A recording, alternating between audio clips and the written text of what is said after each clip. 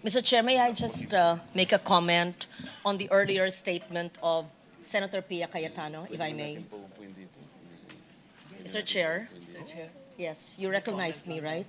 Yes. I am not AI, I'm alive. And I'm present. Opo, ina-acknowledge ko po na hindi kayo AI dahil Oo. kilalang kilala. Kumari ko po kayo, kaya alam ko Opo. po, kilala ko po kayo. Ako po'y nandito bilang Senate President pro tempore at membro ng 24-man and women na Senado. At ayon po nga sa sinabi ni Senator Pia Cayetano, so nandito po tayo sa ating pandinig. Kasi may nagtatanong kung nasaan. So hindi nga AI, buhay na buhay, sa awa po ng Diyos, at hindi nag-resign. At simple lang po, kung merong 13 na boto na makakapagbigay at iba po ang iboboto, I would be more than willing to yield my position. Been there, done that. Just like 2022, Senate President Mig Subiri, I was pro tempore, and we were ousted by Senate President Chis Escudero and Senate pro tempore Jinggoy Estrada. I more than willingly gave my seat. So just to make it clear, never po tayo nagkakapit ko sa anumang posisyon, pero nandito po ako para ipakita na nandito po tayo at hindi pa po tayo nagre-resign sa ating posisyon. At yan naman ay ayon sa Rule 2, Section 2 ng Senado. Salamat po. Patuloy po ang inyong hearing. Ako po'y makikinig sa ating mga bayani na nandito po ngayon. Salamat. Salamat po, Madam Senator. Attorney Baligod, pakikita ko sa iyo yung kopyang ibinigay sa akin at sabihin mo sa pagdig nito kung itong dokumentong ibinigay sa akin ay kapareho rin nung isinabit mo sa opisina ng Ombudsman. Pakibigay.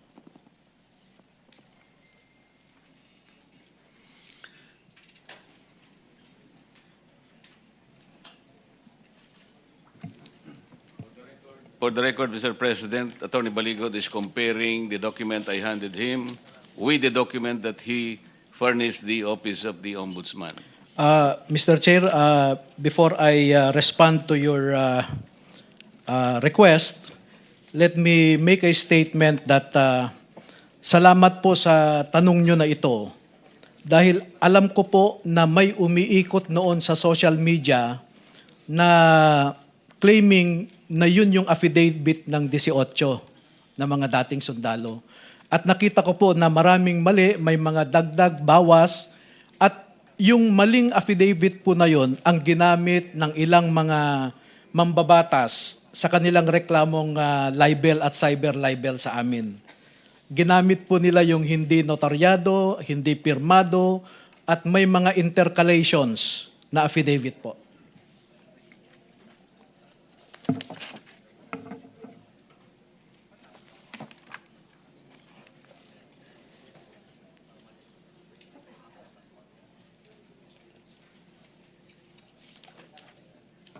Well, Attorney Baligod, Mr. President and colleagues, is comparing the document. Let me acknowledge the presence of Attorney Rui Rondain, who voluntarily presented himself before this committee. We might be able to ask him questions later. If he so desires, he will be able to answer it. Thank you.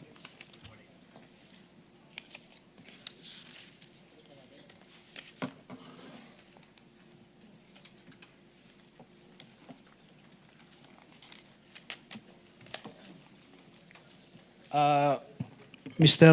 Chair, except for the pagination and the contents of a specific page, meron pong pagkakaiba, no? Like for example, in page 12, sa amin pong sinumite sa Office of the Ombudsman,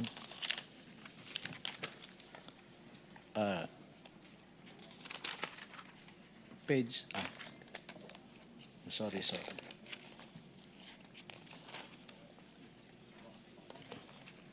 Your Honor, I withdraw my initial statement and I confirm that these are the same. No?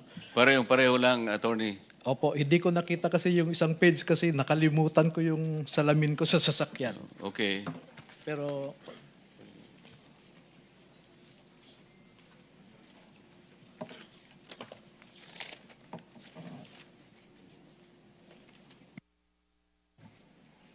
Thank you for confirming the copy that I received is similar with the one that you submitted to the Office of the Ombudsman. Kasi po dahil wala pa naman kaming hawak na mga individual na maaring ipagawa namin sa inyo, Attorney? para po hindi tayo magkalituhan po, bibigyan na lang po namin kayo ng photocopy of what we submitted to the Ombudsman. Nag-prepare po kami ng kopya para sa inyo.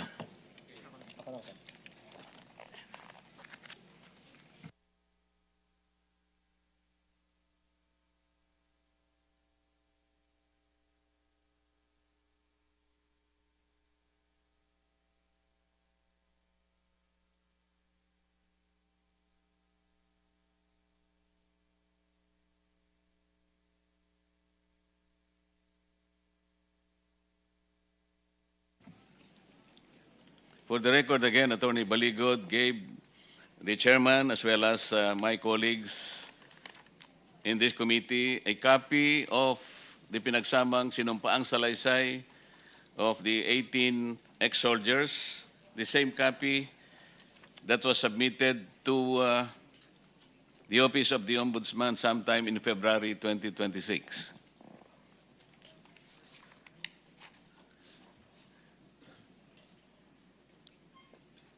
Binasa ko po ito, Attorney Baligod, at ang nagbigay sa akin ng malaking atensyon ay yung napakaraming deliveries ng mga maleta na nakalitrato pa dito sa inyong sinumpaang salaysay. Initially, pwede ko bang malaman sa pamagitan ng pagtataas ng kamay ng mga nanditong mga ex-soldiers, sino-sino po sa inyo ang nakapag-deliver o nag-deliver ng mga mali-maletang salapi sa mga bahay o lugar na sinasabi nyo na pag-aari ni former Speaker Martin Romualdez? Pakitaas lang po ang kamay. For the record, Mr. President, halos lahat po ay personal na nakakaalam na silang lahat ay nag-deliver ng mali-malitang pera sa bahay o sa mga lugar na pag-aari ni former Speaker Martin Romualdez. Salamat po. Mr. Chairman, Yes. sorry to interrupt. Marami pong media sa labas ayaw papasukin. Can I makiusap ulit ako sa staff kung hindi ako mismong